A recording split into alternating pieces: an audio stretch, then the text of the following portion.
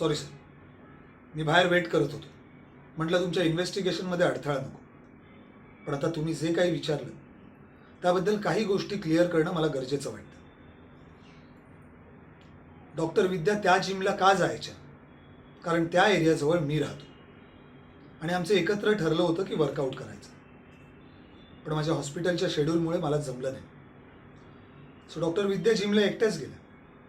हां, आता तुम्ही म्हणत असाल की जिमवरून बाहेर पडताना डॉक्टर विद्या CCTVमध्ये का नाही दिसल्या?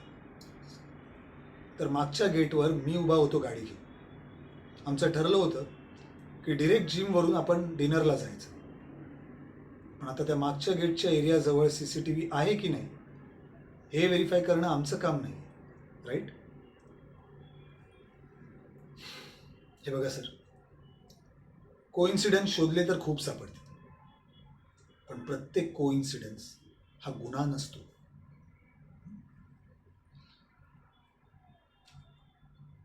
माझ्या कलिगचं असं इंटरोगेशन करण्यापेक्षा तुम्ही जर कॉन्क्रीट एव्हिडन्सवर काम केलं ना तर तुमचाही वेळ वाचेल आणि आमचाही.